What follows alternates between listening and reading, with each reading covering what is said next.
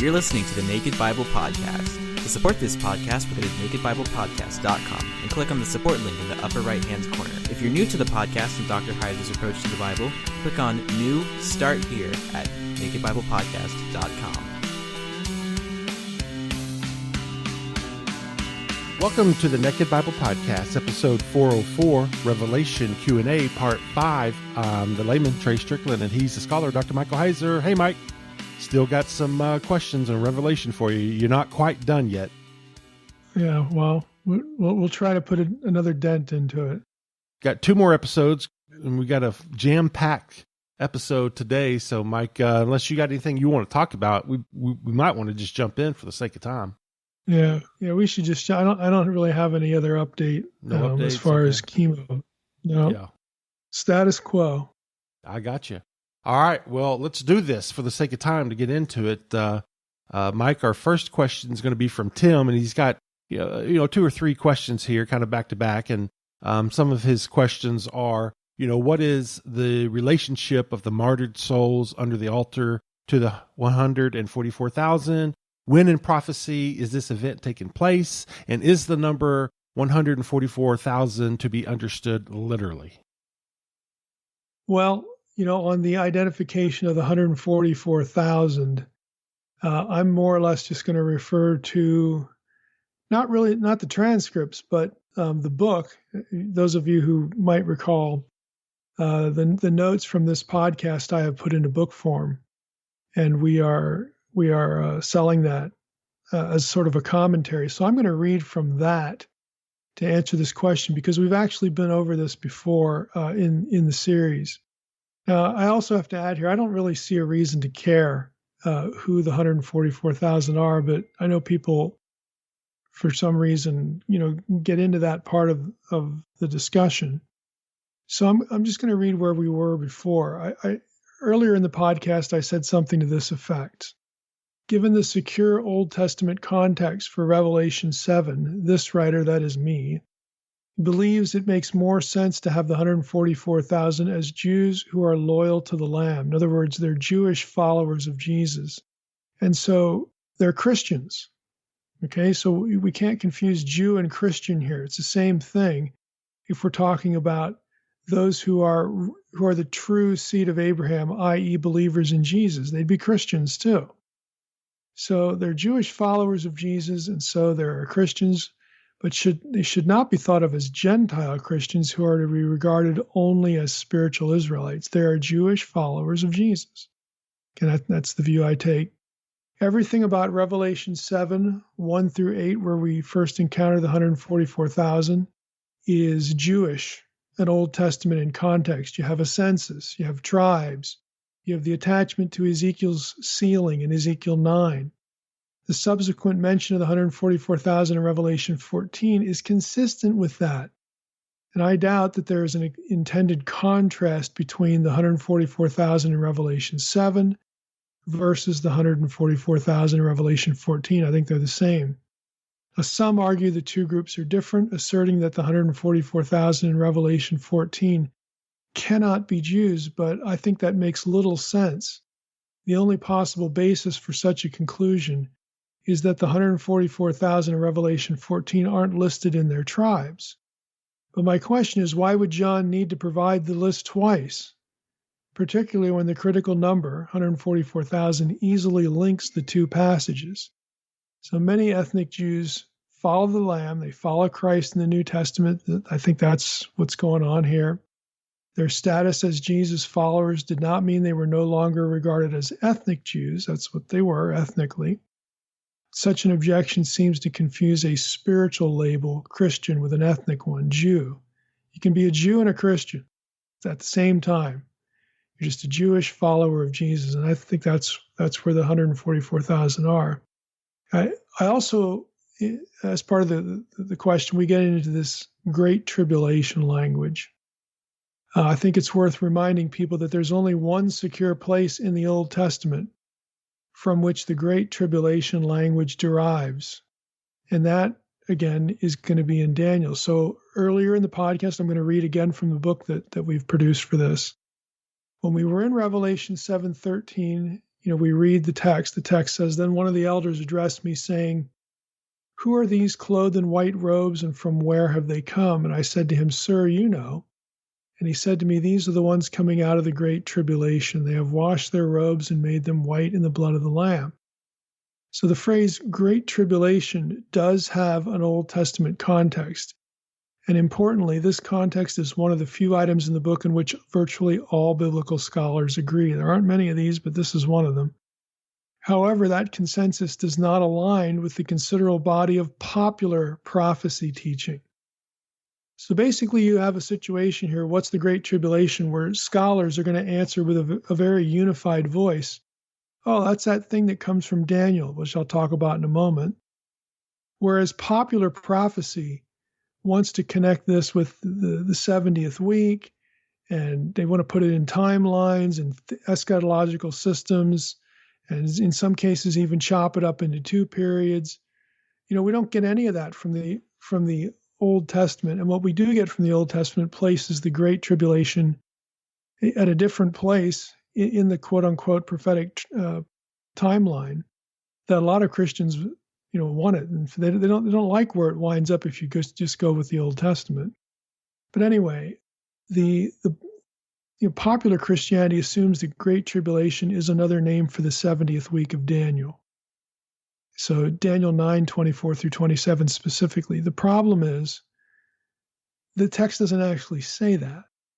So the popular conception has significant obstacles to overcome when it comes to just going with the biblical data. First, for example, the concept of a 7-year tribulation never appears in Daniel 9:24 through 27. The closest you even come to that is the vocabulary of tribulation in Daniel 9:25, where we have this trouble. But that trouble is assigned to the first 69 weeks of Daniel's prophecy. It is not the 70th week.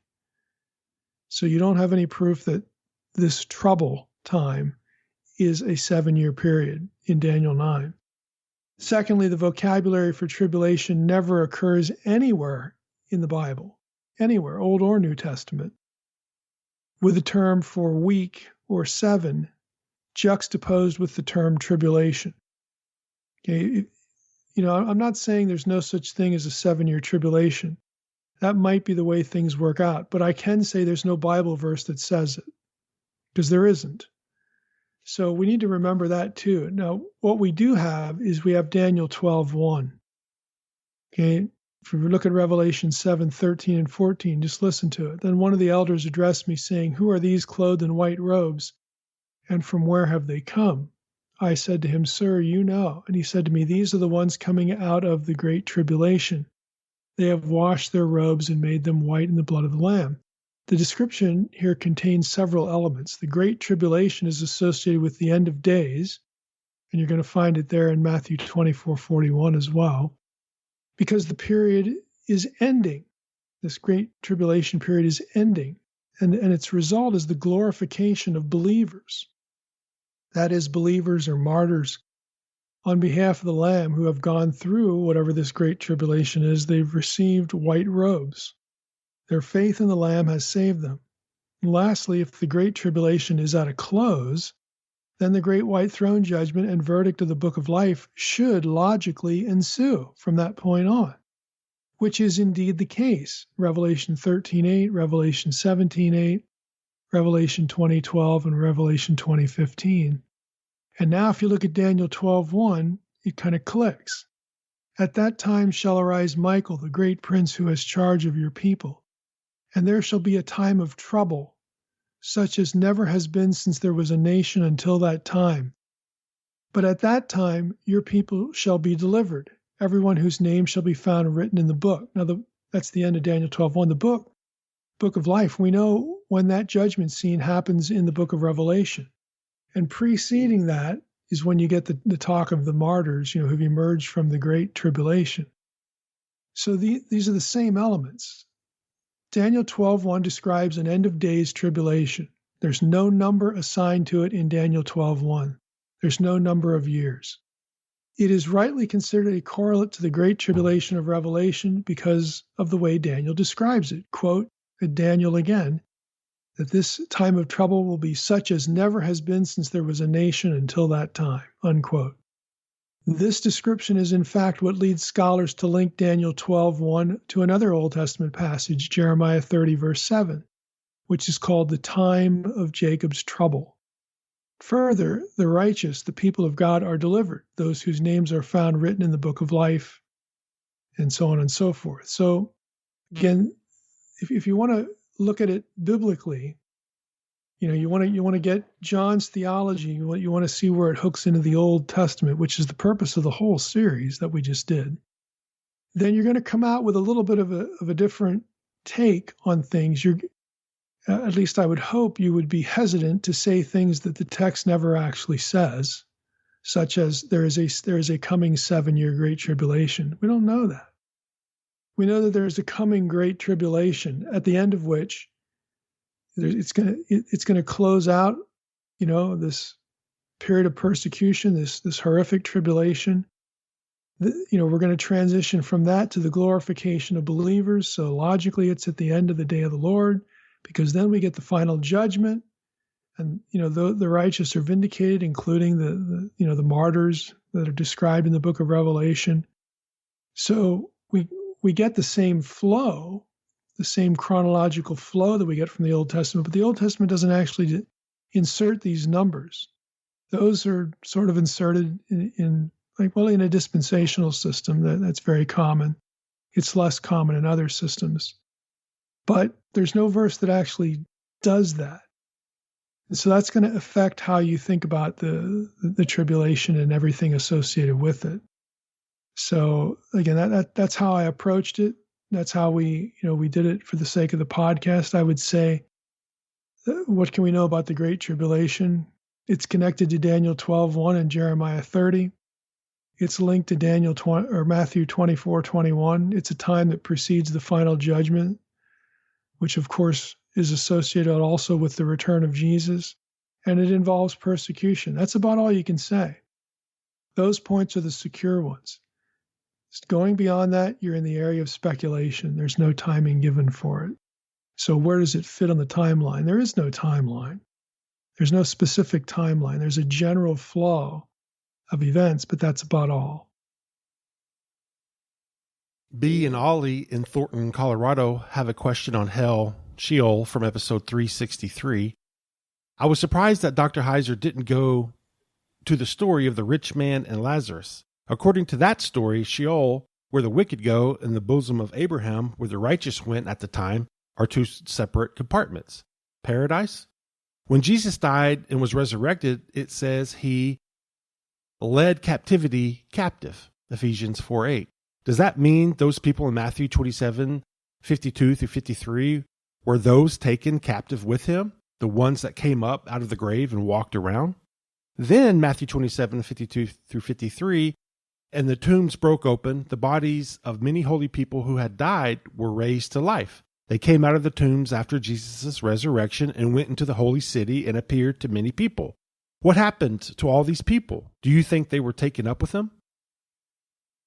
There's a lot of conflation going on here in the question. First of all, we're not going to entertain Matthew 27 here. That needs a full episode. In fact, that's such a vast topic, it might take us 2 episodes to get through that. I can say, though, that what happens in Matthew 27 has nothing to do with Ephesians 4:8, leading captivity captive.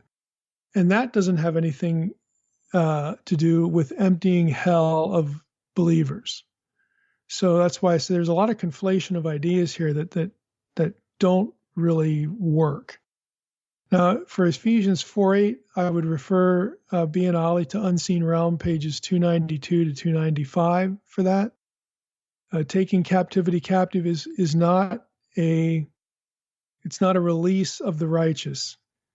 It's the conquest of the ungodly, specifically supernatural forces.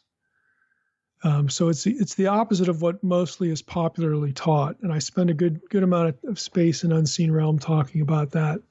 So again, it has nothing to do with release of the righteous. The 2 compartment thing, we need to stop thinking about the spiritual world as having compartments or apartments.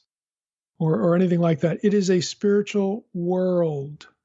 Spiritual world is the counterpart to the physical world. In the physical world, there are different places, because the physical world, you can talk about having place and space, latitude and longitude, because it's the world of the embodied.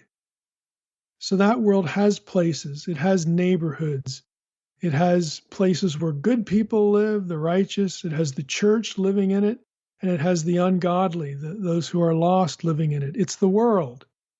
The spiritual world is the same thing. It's just a counterpart, but on a spiritual scale. In the spiritual world, there are supernatural beings loyal to God. There's God. God lives in the spiritual world. But the spiritual world is also the realm of the disembodied.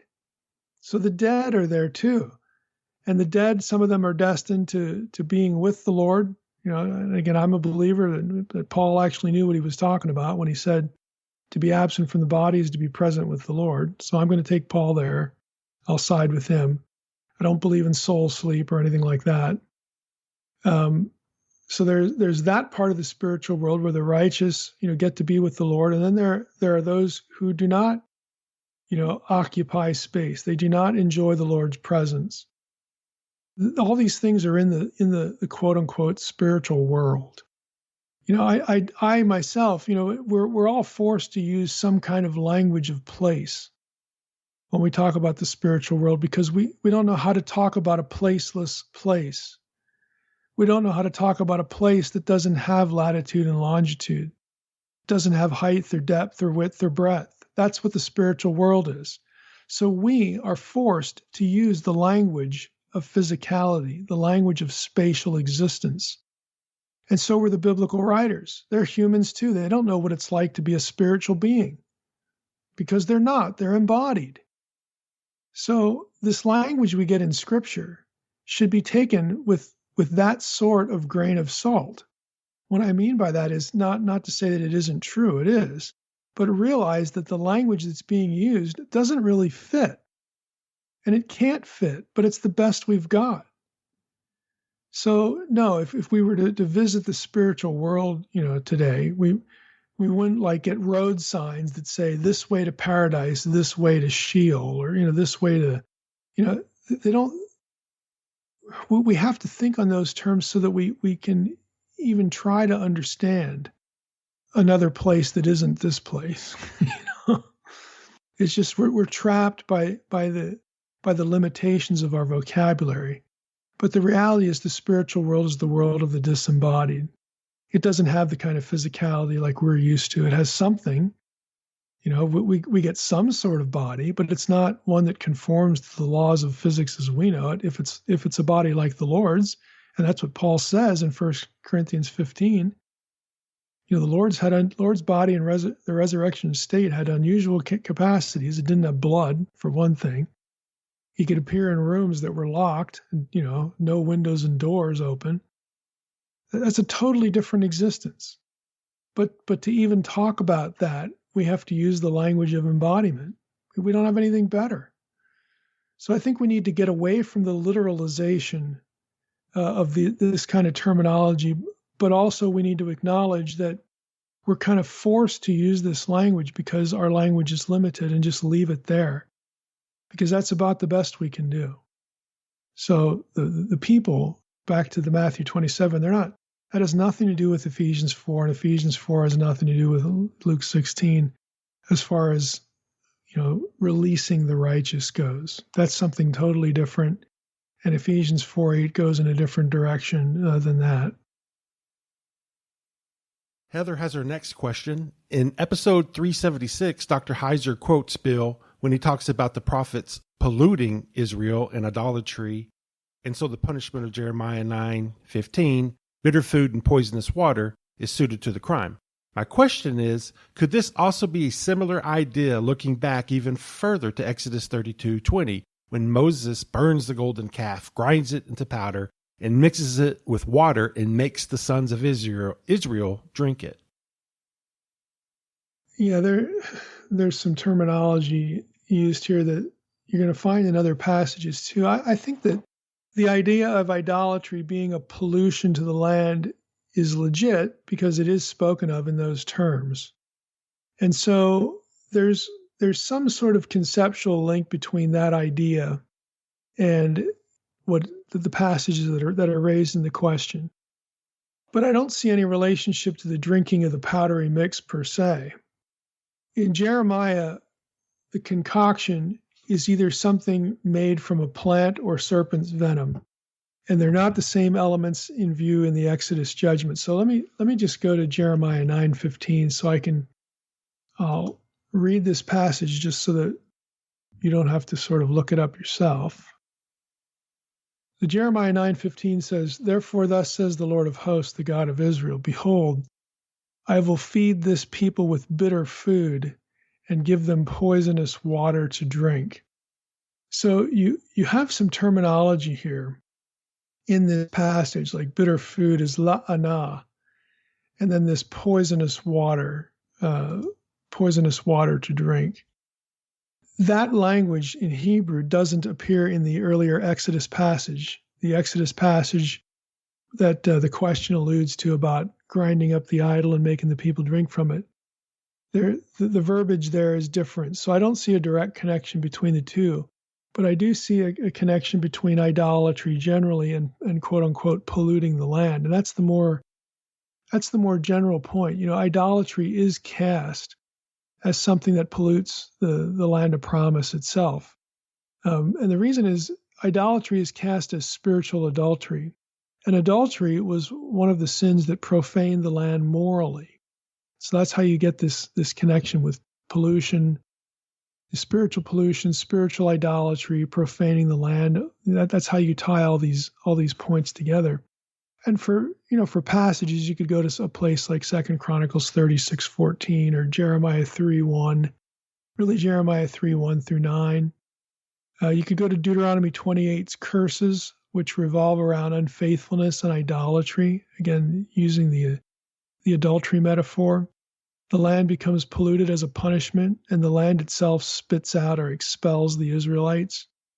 Now, all of that makes sense when you get to the metaphor in the book of Revelation of the whore of Babylon. There's a reason why the beast system is thought of in terms of a whore, a prostitute. And it goes back to this notion of idolatry being spiritual adultery.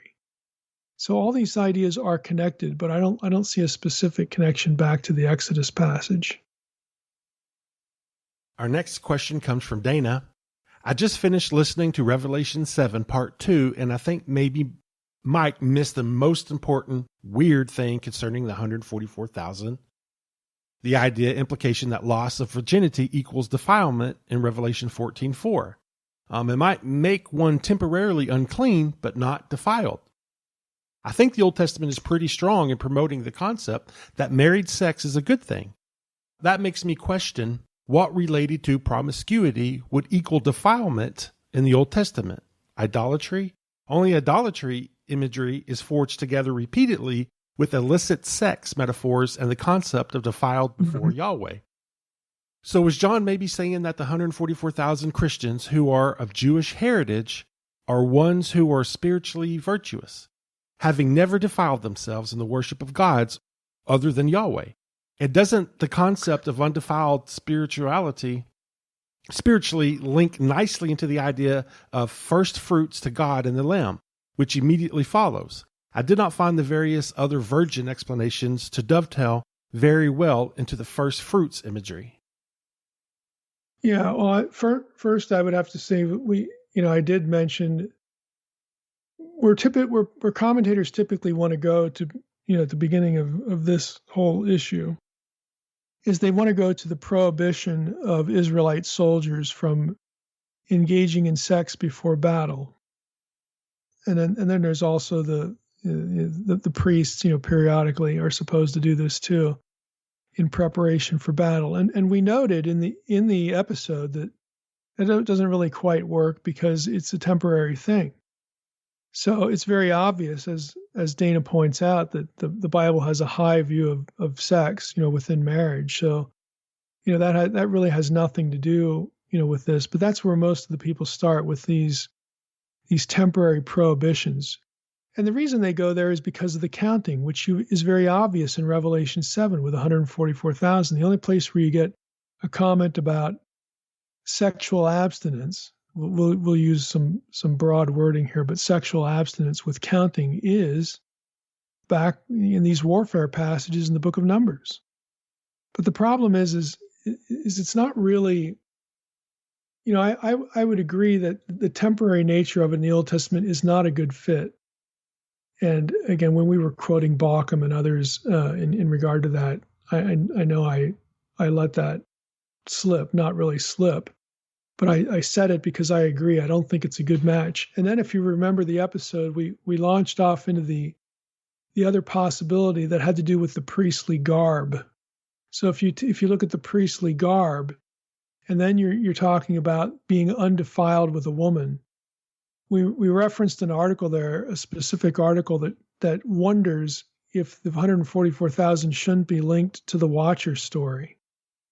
Are they an intentional counterpart? Are the 144,000, good priests, those who occupy sacred space and represent God, who have not defiled themselves with women? Is that comment deliberately aimed at making the 144,000 a group that is distinct from the Watchers, from the sinning supernatural beings of Genesis 6, who are, of course, imprisoned, but they are representative of the chaos system. So is that the whole point, to draw a distinction between those who are following Yahweh and those who are sort of in the same stead, painted with the same brush as the sinful Watchers of the Genesis 6 story?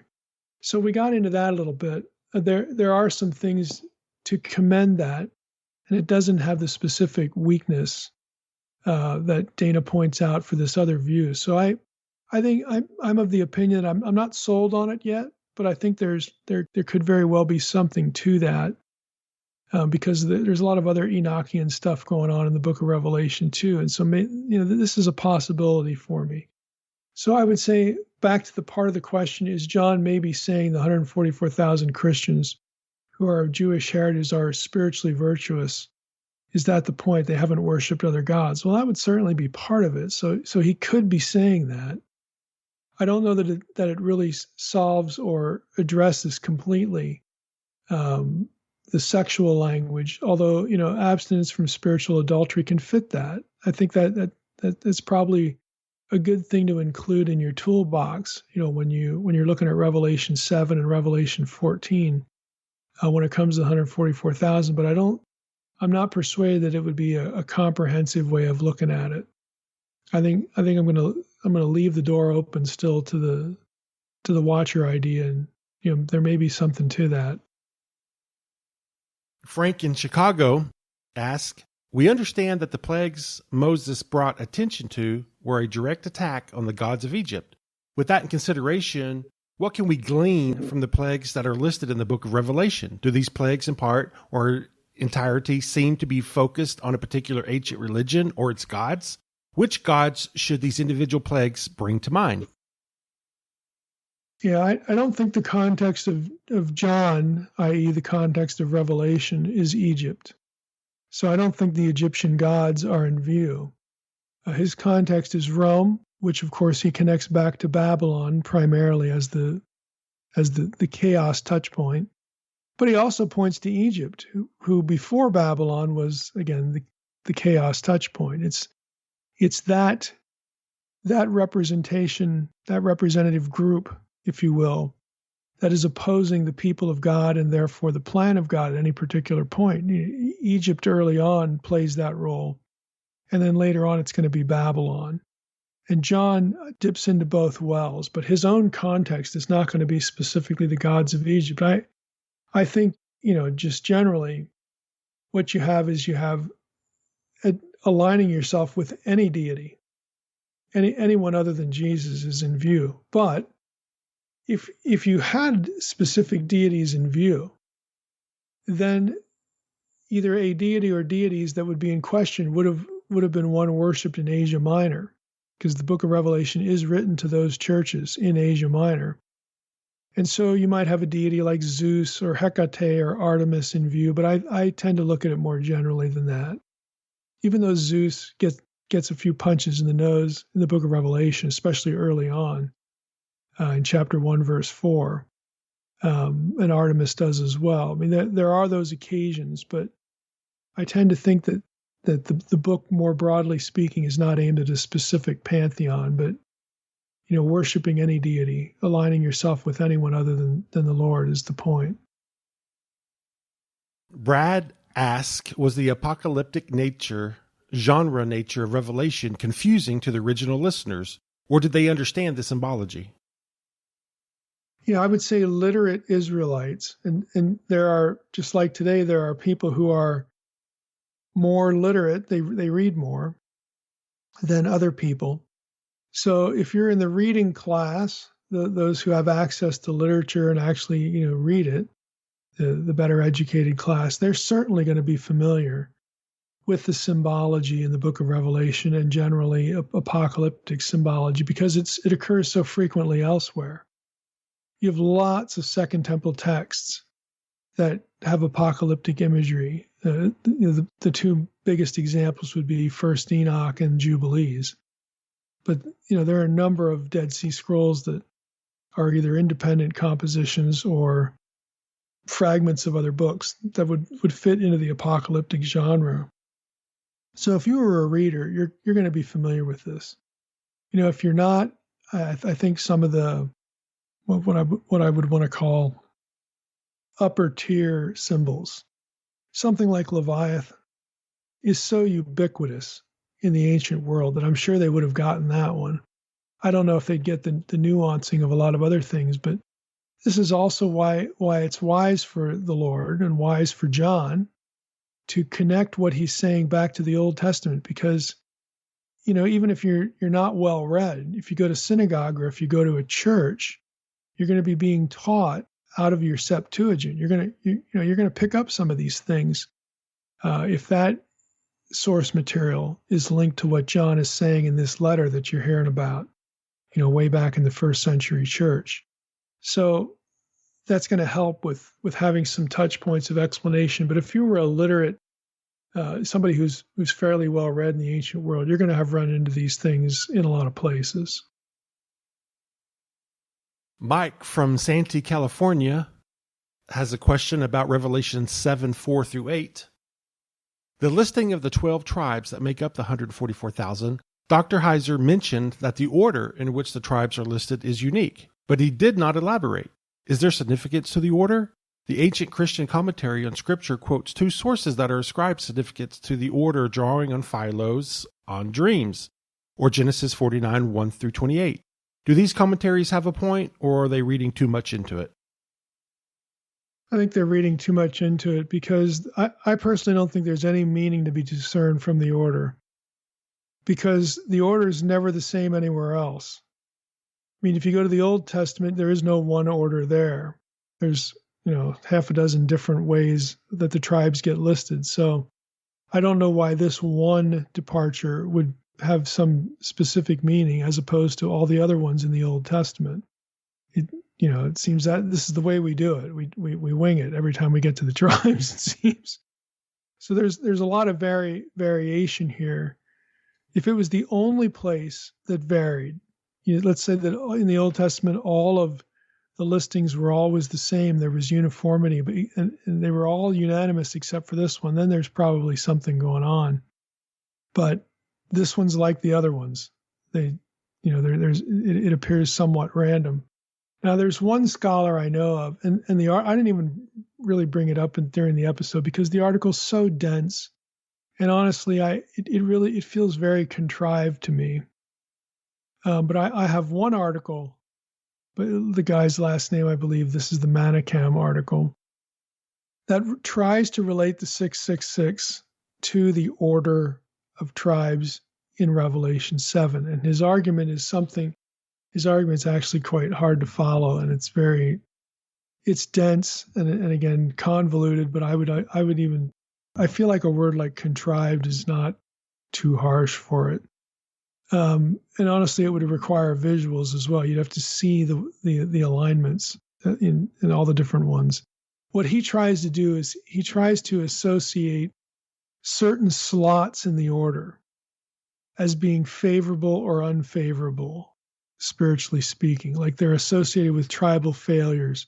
Like if you're in this one specific slot, well, everybody that's in this specific slot, there's even though there's different tribes that occupy this slot, it's a tribe that had some sort of spiritual or moral failure in the Old Testament.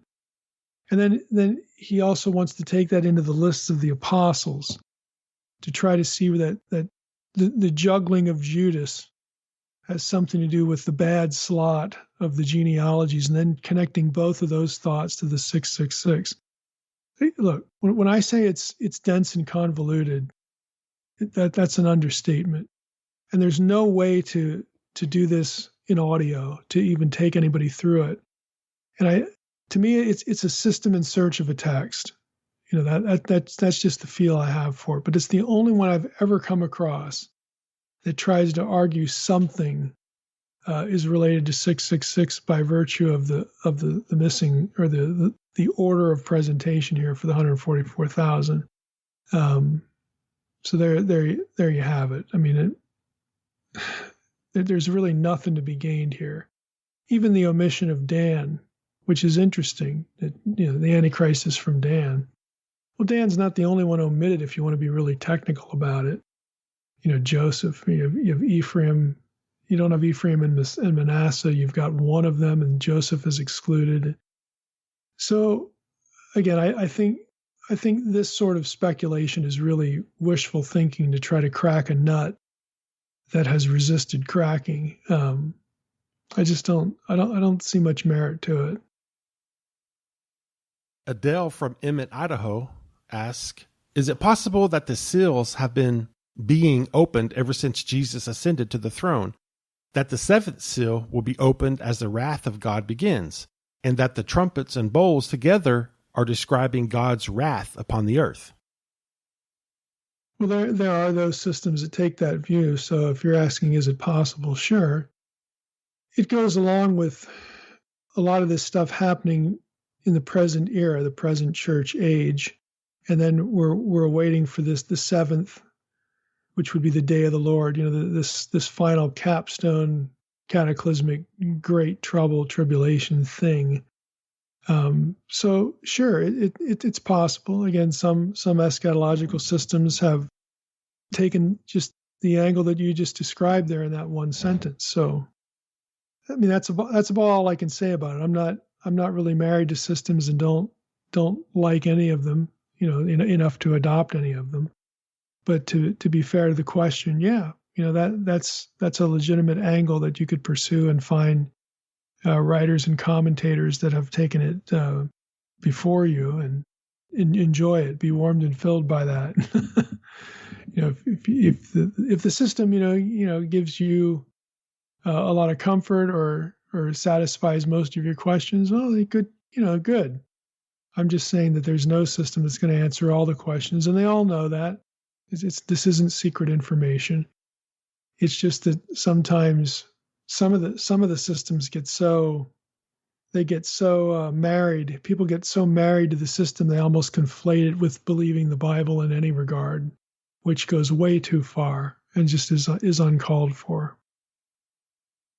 Bobby asks, could the Lord's day in Revelation 1:10 simply refer to the great and terrible day of the Lord, and not the 24-hour day which Christ rose when the early church celebrated it? Well, I would say no. I don't think that this day is the eschatological day of the Lord, because the day of the Lord is actually a time period of judgment. It's not a single 24-hour day. There's a lot of things going on the day of the Lord that, you know, it's never limited to 24 hours. It's a day as in a time, an era, which is, again, bigger than one, you know, solar day.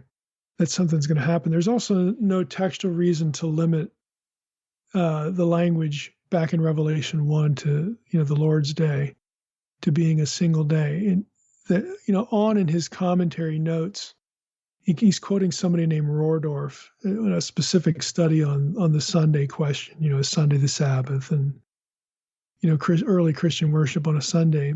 And he points out that the phrase used in Revelation 1:10, the Kyriake Hemerah, on the Lord's Day, is not synonymous. It's not a synonym for Hemerah tu Koryu, that's the day of the Lord, since the latter phrase traditionally referred to the eschatological day of the Lord. So what that means in English is that the wording in Revelation 1:10 about John being in the Spirit on the Lord's Day, in Greek, that is not the same Greek phrase as is used everywhere else when it's clear the day, the eschatological day of the Lord is being talked about. That's going to be a different Greek phrase. So I would say on the basis of that's not what we're dealing with in regard to this language early in the book of Revelation. Thomas wondered if Jesus was dead in the abyss, would that not mean Satan would be dead as well? I just think of the Edenic prophecy, both the woman's seed and the serpent would receive a deadly blow. This is my first question. Does Satan being in the abyss mean he is dead? The second point is about the kind of death that the gods, sons of God, were destined to have. Psalm 82:7 says they should die like mere mortals. Could this possibly refer to Revelation 12 and the ouster of Satan and his angels from heaven to earth? So this is a good example of why, let me put it this way. Satan exists, therefore he is not dead.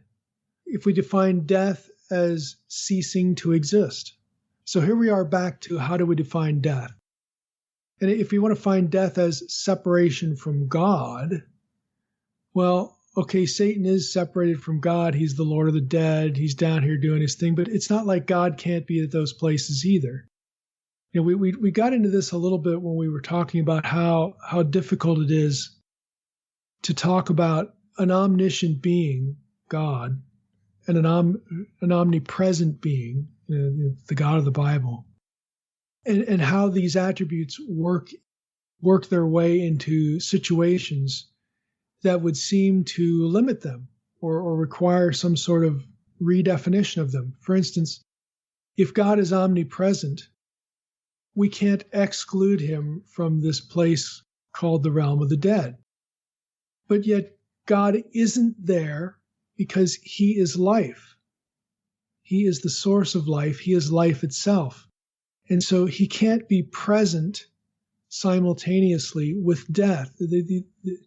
God as life is incompatible with death. So you get into these bigger conceptual questions of how do we even talk about life and death and God's relationship to it, and how do we define death as the cessation of existence? Well, certainly Satan exists, and he's going to exist for a long time until the day of the Lord. So he's not dead, but he is nevertheless the primary citizen, if you will, of the realm of the dead. So we need to adjust the way we think about death and the dead and so on and so forth. So that's one thing. The other thing we have to consider is that Satan doesn't have a mortal lifespan. In other words, Satan isn't aging. Like, he doesn't have a body that's going to deteriorate and then he's going to die at some point because he gets old. No supernatural being has a mortal, determinate lifespan. They are disembodied spiritual beings. And so, of course, is Satan. However, Satan is still a created and thus contingent being. A contingent being is a being that owes its existence on something else or someone else, some other being. Satan only exists now because God wills it. Okay, if God wanted to destroy Satan right now, he could very well do that. So, we're getting into theodicy again, which we're not going to rabbit trail here on that. But this is another issue that has to be thought about in relationship to this question. We have a being here that doesn't have a determinate lifespan. He's not going to get old and die. He's not going to be harmed. He's not going to commit some stupid accident and then he's going to kill himself. No, his lifespan is indefinite, contingent only upon the pleasure of God. When God decides it's time for him to cease to exist, then that's what's going to happen. And that's what does happen at the end of the book of Revelation. So the fact that there is a realm of the dead and that Satan occupies it doesn't mean that he's dead in terms of him obviously ceasing to exist. That those two things are completely incompatible. And so we have to think about the whole question in a different way. I think there was a second part to the question. Is that correct? Yeah, his second part was about Psalm 82:7 saying they could die like mere mortals. Could this possibly refer to Revelation 12 and Satan and his angels from heaven to earth? Yeah, I would say no. Satan was ousted before Revelation 12, and Revelation 12's context is the birth of the Christ child. Again, I think right around verse 6, that's explicitly clear.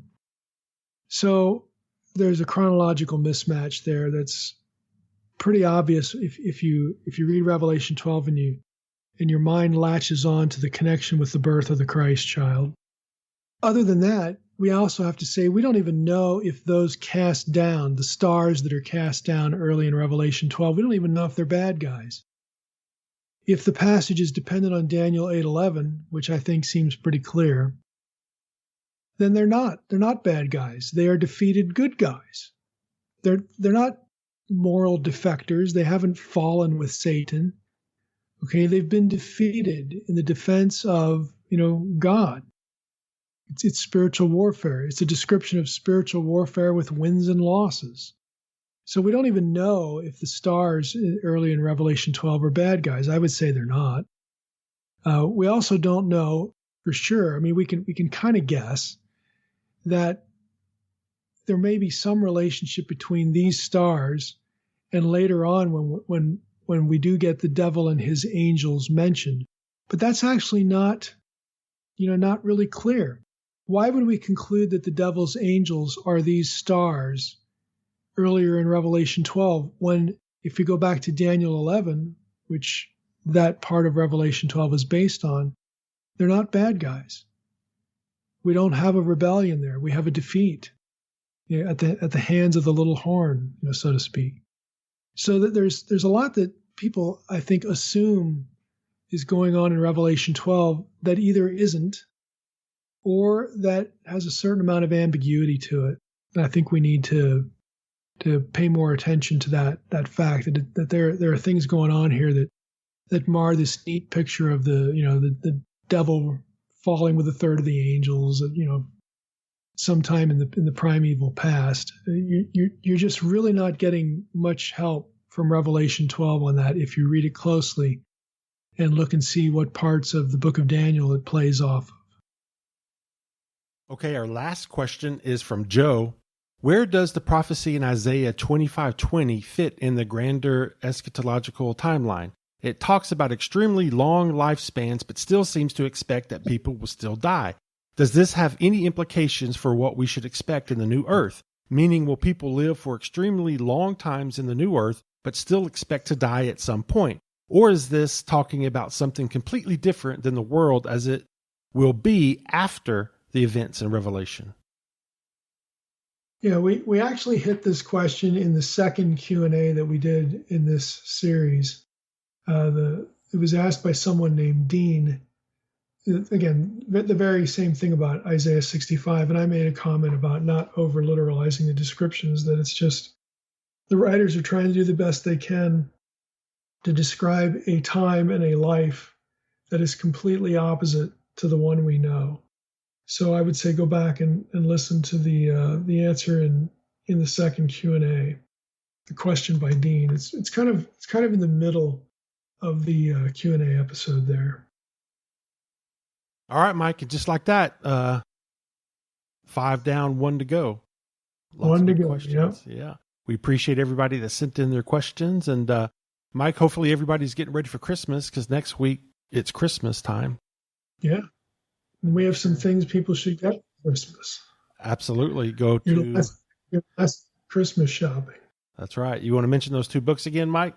Yeah, we've got the Prayer Digest, which is a collection of scriptural prayers in the original language. You get the original language prayer, you get a brief translation, and then a transliteration or pronunciation. Like how would you pray this in Hebrew or Greek or Aramaic? So it's just a short little book. People can use that in their own prayer time, their own devotional time. And the other one is a much bigger book that is specifically the notes that we used for this whole series in the book of Revelation. So it's the Old Testament in the book of Revelation, notes from the Naked Bible podcast. It's nowhere near the same as the transcripts. The transcripts, if you've ever used one and looked at one, and I hope you have, because they're very useful. But they have timestamps, and Trey and I are in there talking about fantasy football. Everything is transcribed, so that all of our rabbit trails and whatnot, it's a little more chaotic than putting it in book form. So I took all the notes and put them into something that looks more like a traditional book with footnotes. So you really ought to avail yourself of both of those. And then, of course, the Advent book. If you don't have it, you can still get it. Use it next year. Mike, we don't write a fantasy football book, do we? I mean, do you No, think we we sell more than 5 copies of that? Maybe. I think that ship has been that ship has sailed. Yeah. All right, then. Sounds good. Well, we appreciate everybody sending in their questions. Appreciate Mike answering our questions next week. Last Q&A on Revelation. It'll be the final chapter of the podcast on Revelation. So, and what better day for it to come on Christmas? All right, Mike. Well, with that, I want to thank everybody for listening to the Naked Bible Podcast. God bless. Thanks for listening to the Naked Bible Podcast. To support this podcast, visit www.nakedbibleblog.com. To learn more about Dr. Heiser's other websites and blogs, go to www.drmsh.com.